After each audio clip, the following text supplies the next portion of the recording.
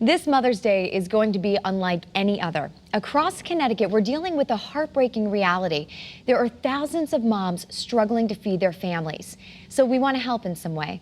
This week, we're launching a 3 Cares Millions of Meals virtual food drive. We're teaming up with the River 1059, iHeartMedia Connecticut, and the Antonacci Family Foundation. Joining us live now is Frank Antonacci. And Frank, this is an amazing event. And the fact that every dollar donated will be going directly to Food Share and the Connecticut Food Bank is so important, especially during this time of need. So my first question is, what made you want to get involved in a mission like this? Well, I think, as business leaders and leaders of our own families, when we were first faced with this pandemic, as a family, we started first react in a way that we have to take care of our employees, our families, and keep them safe. And for the companies that we're operating that are continuing to operate through this, we had to make sure that those employees were safe, taken care of, and had everything that they needed.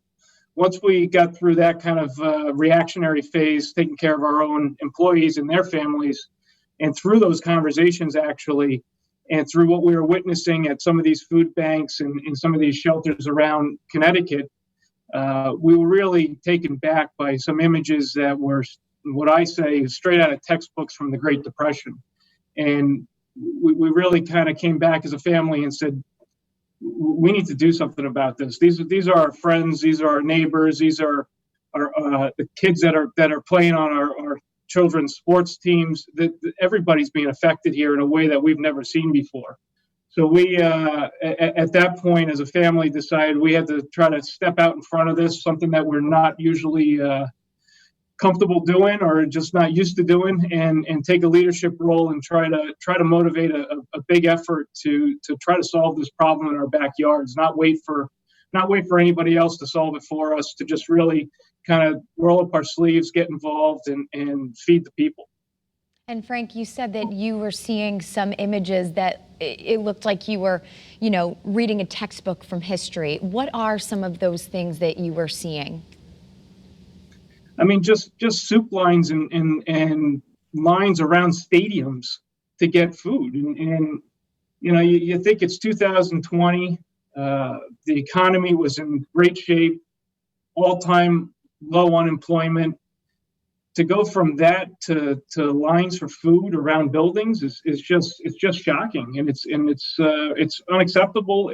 And we were called to action by our own people within our company.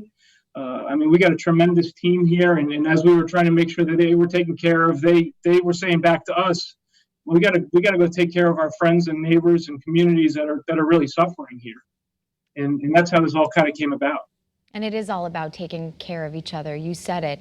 I think another, component in this, there are so many parents and families that are finding themselves in a situation where they are struggling to put food on the table. And these are families that have never had to deal with this before. Have you been hearing of situations like that in your community?